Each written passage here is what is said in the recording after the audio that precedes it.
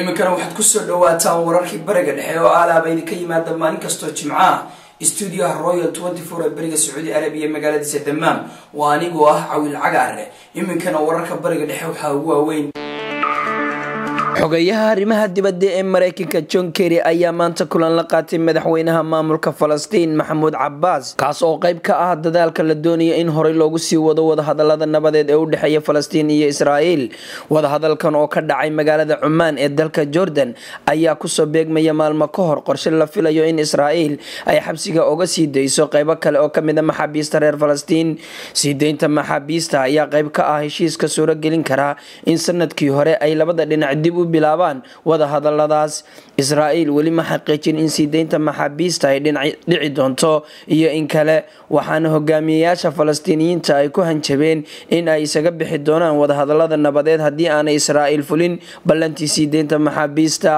Maria Harf oo ah afhayeenka ka tirsan wasaaradda arrimaha dibadda ee Mareykanka ayaa sheegtay in hanaanka nabadda ee labada dhinac uu sii socon doono bisha dambe oo ah sidii loogu talagalay dhanka kale shirkii jaamacadda carabta ee ka socday wadanka Kuwait ee caasimadiisa Kuwait ayaa gaashaanka u daruuray codsi ay soo jeedsadeen kaas oo ahaa in yuhuudda loo aqoonsado dowlad madax bannaan shirkan oo ay dadka muslimiinta ah ay indhaha aad ugu hayeen ayaa cod adag ku diideen in ay aqoonsadaan yuhuuddu inay tahay dowlad yuhuudda oo xoog lagu dejiyay dhulka muslimiinta ee Shaam ayaa hadda rabta in muslimiinta ay aqoonsadaan dowlad yuhuuddu waxay barakicisay kumanaan muslimiin ah oo waliba ay guryahoodii cagaf mariyeen haddaba dadka muslimiinta ah ayaa aad uga farxay warkan ka soo baxay shirka jaamacadda carabta ee Kuwait ka socda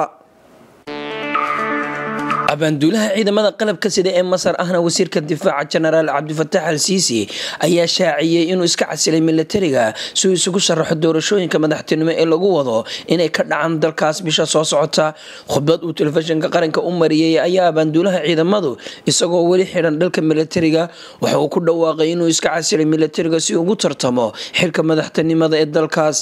Abdel Fattah al-Sisi ayaa sheegay inuu ka tanaasulayo labiskiisa militariga 44 sano kadib si uu u qabto howlgal cusub oo aad u adag waxa qasab ku ahayd inuu xilka abaanduulaha ciidamada isku dhiibo si uu u tartamo doorashooyinka la filayo inay dhacdaan bisha soo socota maadaama aanu dastuurka dalkaas ogolayn in qofka ciidanka ka tirsan madaxtinimo u tartami karin khudbadiisa ayuu Mr. Sisi ku sheegay in aanu samayn doonin mucjisooyin waxaanu ugu baaqay dadka reer Masar in ay midoobaan dhanka kale xogayaha xiriirka dibadda ee guddiga arrimaha dibadda ee xisbiga cadaaladda iyo xorriyadda ee ikhwaan muslimiinka haatan laga mamnuucay wadanka Masar Maxamuud Suudaani isaldhigisuna yahay dalka Ingiriiska ayaa sheegay in iscasilaada Sisi aanay ahayn wax lala yaabo Abdel Fattah al-Sisi ayaan ka cabsi qabin inuu ku guuleysan waayo xilka madaxtinimada ee dalka Masar waxaanu haystaa taageero ballaaran ilaa iyo haatan ma ay jirto cid xafiltan halis ah ku haysata taageerayaashiisa ayaa u arkaa inuu yahay hogaamiye awood leh oo keeni kara xasilooni kadib sanado jahwareer ah dadka ka soo horjeedana waxay sheegeen inuu yahay military mayal adag oo xilka ka tuuray dowlad la soo doortay madaxii hore ee sirdoonka Masar ayaa dhaxli doona dhaqaale taag daran mucaarad sii kordhaysa iyo qaran kala qaybsan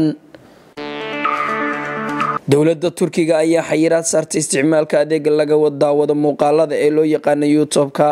toddobaad kadib markii maxkamadda dalkaas ay amartay in la mamnuuco isticmaalka barta Twitter-ka ra'iisul wasaaraha Turkiga Recep Tayyip Erdogan ayaa taageeray xayiraadda la saaray barta Twitter-ka oo ay aad u isticmaalaan dadweynaha reer Turkigu iyadoo ay talaabadan aad uga soo horjeesteen dadka ka soo horjeeda siyaasadda dowladda uu hogaamiyo Erdogan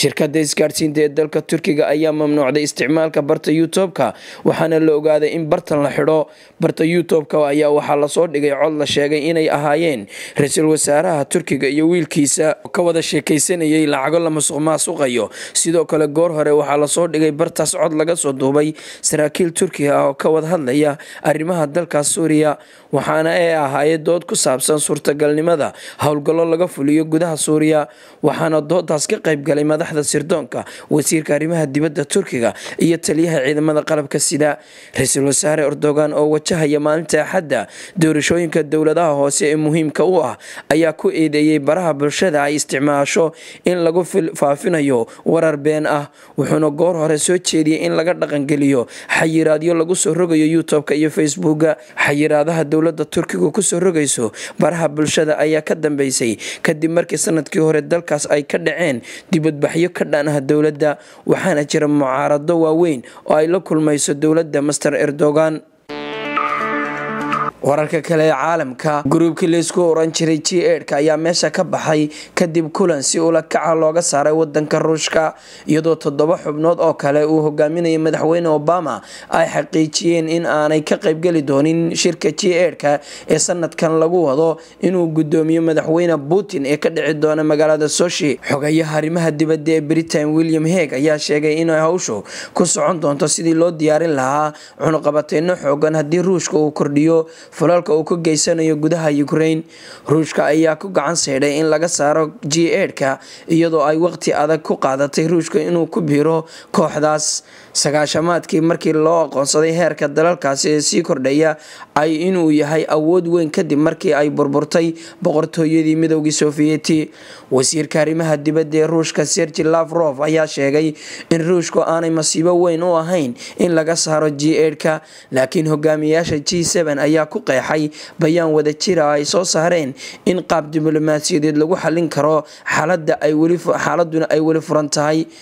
waxay uga baaqeen Ruushka inay bilaabaan wadahadal ay la yeeshaan dowladda Ukraine, taasina Moscow ay sameysay. Sergey Lavrov ayaa waxa uu la kulmay dhigiisa Ukraine magaalada The Hague ee halkaas uu ku socday shirka G7-ku, taasina waxay meesha ka saartay didmadii ay Moscow diidaneed in ay wadahadal toos la yeelato dowladda ku meel gaarka ee Kiev.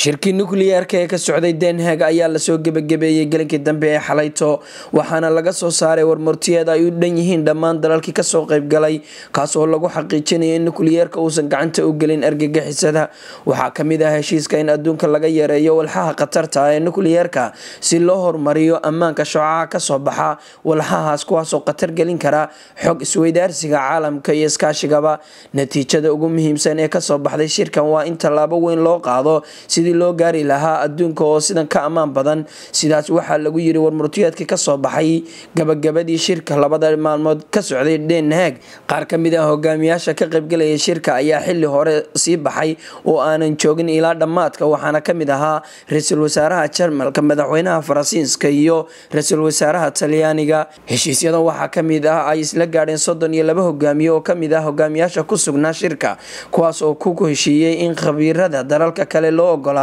in ay kormeeraan kaydkooda wasakhda ee nukliyeerka. waxaana dalalkaas ka mid ahaa Mareykanka iyo badanka dalalka midowga Yurub, waxaana ka mid ahaa kuwii diiday Ruushka iyo China. wasiirka arrimaha dibadda ee Netherlands France ayaa sheegay in wadamada ka soo qayb galay shirkaas ay iska kaashan doonaan sidii caalamka loogu xoreyn lahaa hubka nukliyeerka.